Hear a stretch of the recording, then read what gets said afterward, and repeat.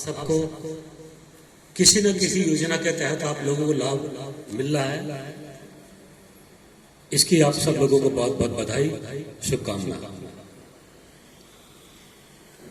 बंटी भाई ने देखो इस शब्द बहुत कम कहा, लेकिन जो बड़े मन के लोग होते हैं ना, ये छोटे शब्द बहुत कम शब्द, इनका महत्व बहुत होता है। उससे आगे बढ़कर मैं एक बात आपसे कहूंगा, माताओं बहनों, आप वो दिन तो नहीं भूले हो ना कि जब आपकी बेटी की शादी होती थी और आप नेताओं के पीछे घूमते थे कि नेताजी कैसे भी एक गैस का सिलेंडर दिलवा दो ताकि मेरी बेटी की शादी में खाना बन जाए।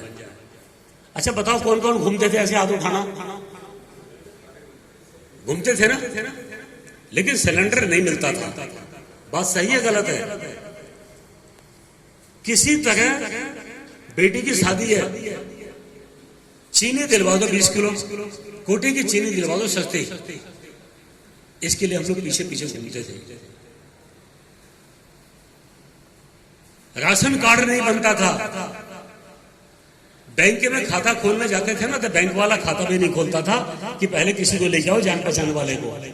बात सही बोल रहा हूं गलत बोल रहा हूं? कुछ लोग गुस्सा तो नहीं हो ना कि मैं गलत बोल रहा हूं कहीं? और माता बहनों, इसके साथ साथ मकान बनने के लिए ना 20,000 रुपए आते थे।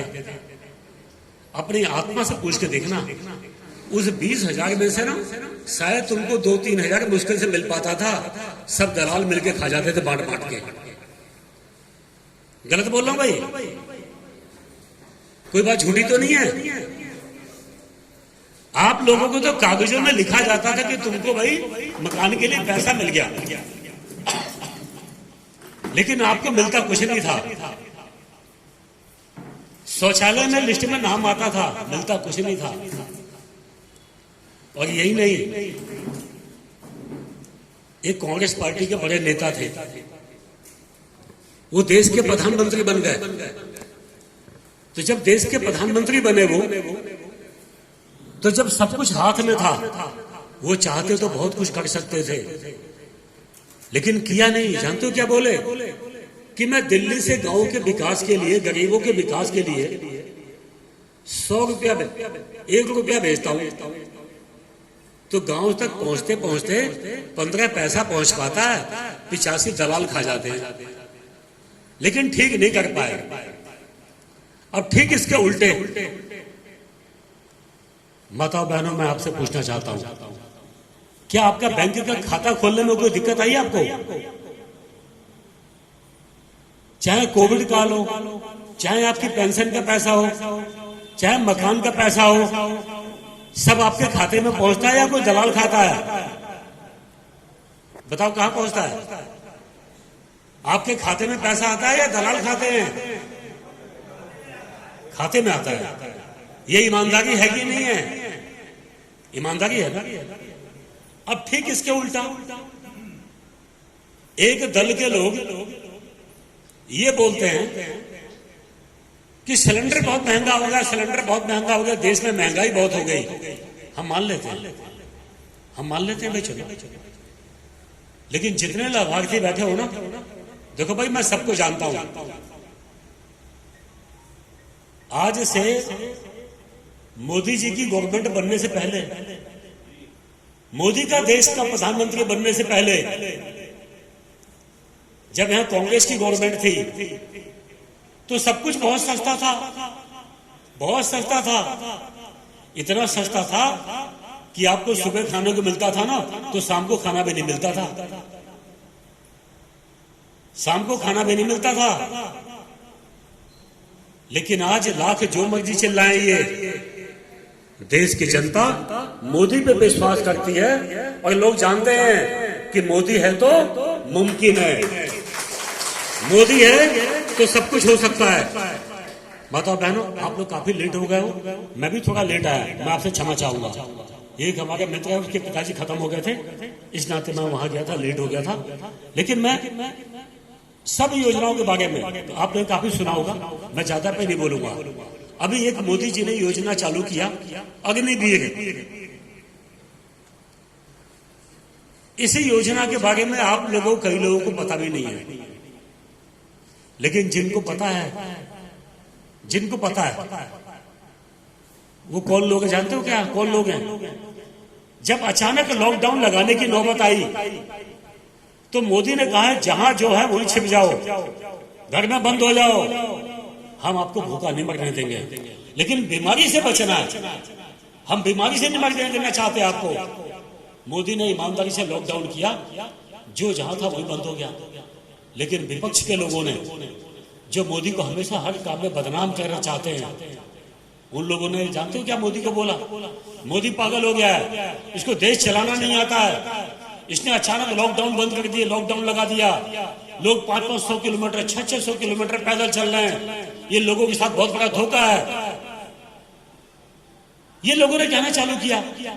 लेकिन जब लॉकडाउन लगने की वजह से हिंदुस्तान में कोविड की वजह से लोगों की मौत नहीं हुई, बीमारी नहीं फैली, अब जब लॉकडाउन खत्म हो गया, हम लोग खुल के बाजार में आने लगे तो बीमारी फैलनी चालू हो गई।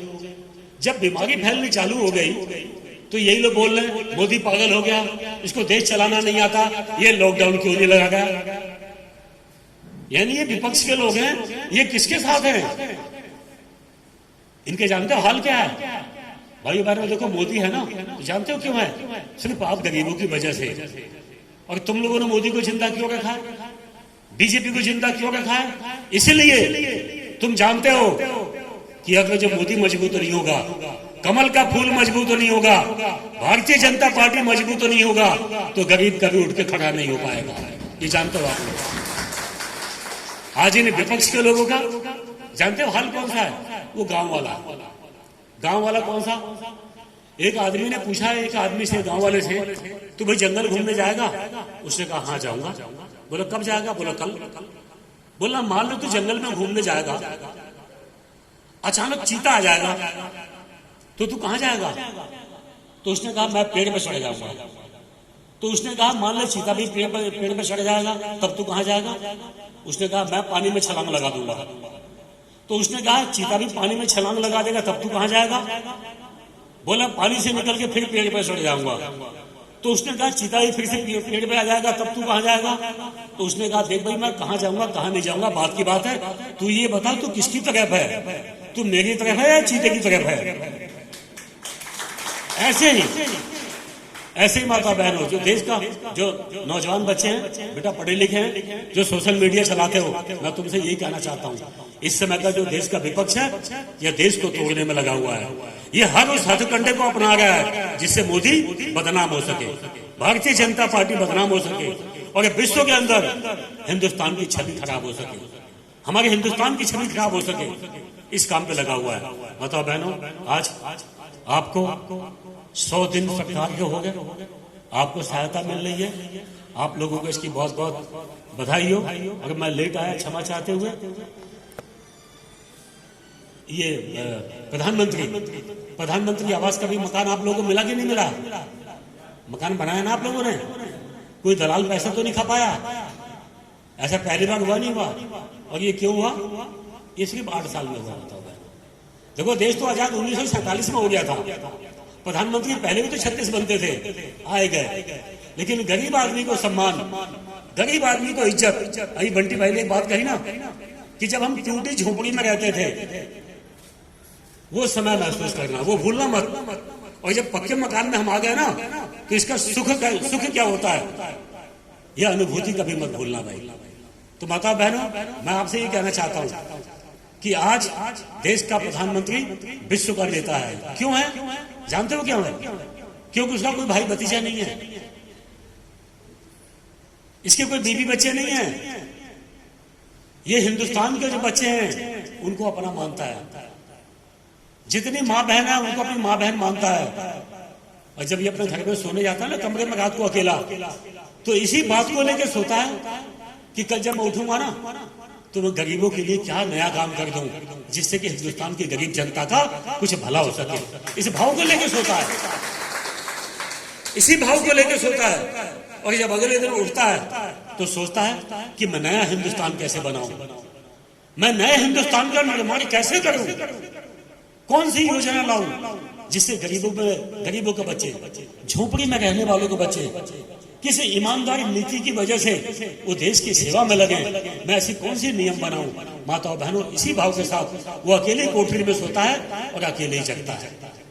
अग्निवीर योजना चालू की, जानते हो क्यों? ध्यान देना, जितने जो हमारे देश है ना हिंदुस्तान, इसके अगल बगल जितने देश हैं वो सब हमारे दुश्मन हैं। बताओ भाई, क्या अफगानिस्तान में आतंकवादी नहीं है? अफगानिस्तान में है कि नहीं है? सीधा सीधा टकराव नहीं है। पाकिस्तान से सीधा सीधा है कि नहीं है? चाइना से सीधा सीधा है कि नहीं है? तो जितने मजबूत देश पड़ोसी हैं, ये सब कहीं ना कहीं चाहते हैं कि हिंदुस्तान का भला नहीं होना चाहिए, हिंदुस्तान 2-3 टुकड़े में बढ़ जाना चाहिए। इसी नाते कभी किसान आंदोलन हो तो विपक्षी लोग उसमें काम करते हैं ताकि मोदी बदनाम हो, देश टूट जाए। और हमारे देश के जो विपक्ष हैं, ये भी मोदी को बदनाम करने के लिए गलत आंदोलनों को हवा देने का काम करते हैं। अब देखो आप, एक लाइन की बात कहूंगा, अग्निवीर योजना चालू हुई, कांग्रेस के लोगों ने देश के अंदर आग लगवाने का काम किया, ट्रेन जलाने का काम किया, बस फूंकने का काम किया। ये अच्छा काम हुआ क्या? बताओ ना आप लोग। हमारे देश की संपत्ति को जलाने का काम किया। लेकिन देश के युवाओं का मैं धन्यवाद दूंगा कि देश के कोने कोने से नौजवानों ने, मैं बाकी सेना की बात नहीं कर रहा हूं, अभी वायुसेना एक ही विंग में वायुसेना में ही 56,000 लड़कों ने आवेदन कर दिया भाई। और ये विपक्ष के लोगों को, कांग्रेस के लोगों को देश की जनता ने जवाब दे दिया कि हम मोदी के साथ हैं, हम अग्निवीर योजना के साथ हैं। अग्निवीर योजना क्या भाई? इजराइल देश में वहां कहीं ना कहीं कंपलसरी है कि देश का जितने नौजवान हैं, जब ये जवान होंगे ना, तो इनको देश की सेना में कुछ ना कुछ साल आपको काम करना पड़ेगा, ताकि देश का नागरिक स्वस्थ होगा ना, मजबूत होगा, तो देश मजबूत होगा। उसी के तहत ये अग्निवीर योजना मोदी जी ने चालू किया है। और वो इसलिए किया है, गांव की भाषा में समझना कि अगर जो तुम अपने बच्चे को फौज में भेजना चाहोगे तो पहले ट्रेनिंग में भेजोगे, नहीं भेजोगे? कहीं सीखने के लिए भेजोगे, नहीं भेजोगे? तो जब कहीं सीखने के लिए भेजोगे तो पैसा लगेगा, नहीं लगेगा? ITI कराने भेजोगे तो पैसा लगेगा, नहीं लगेगा पढ़ने में? पॉलिटेक्निक कराने भेजोगे तो पॉलिटेक्निक कॉलेज का फीस दोगे कि नहीं दोगे? इंजीनियरिंग करने भेजोगे तो अपने बच्चों को पढ़ाने के लिए, इंजीनियरिंग करने के लिए पैसा दोगे कि नहीं दोगे? अगर मोदी जी ने तो आपकी सारी समस्याओं को खत्म कर दिया। उन्होंने कहा अग्निवीर योजना के तहत आप फौज की सेवा 4 साल कीजिए और हम आपको उसमें हम इंजीनियर भी बनाएंगे, हम आपको डॉक्टर भी बनाएंगे, हम आपको ITI की भी ट्रेनिंग देंगे, हम आपको पॉलिटेक्निक की भी देंगे, हम आपको प्लम्बर भी बनाएंगे, हम आपको इलेक्ट्रीशियन भी बनाएंगे, हम आपको कारपेंटर भी बनाएंगे। ये सारी योजनाएं, और उनको पैसा भी मिलेगा। और जब वो लड़का ज्यादा दक्ष होगा तो फौज में चला जाएगा, बाकी उसकी इच्छा होगी पुलिस में जाना है तो पुलिस में चला जाएगा, वायुसेना में जाना चाहे वहां चला जाएगा, कोई अपना काम करना चाहेगा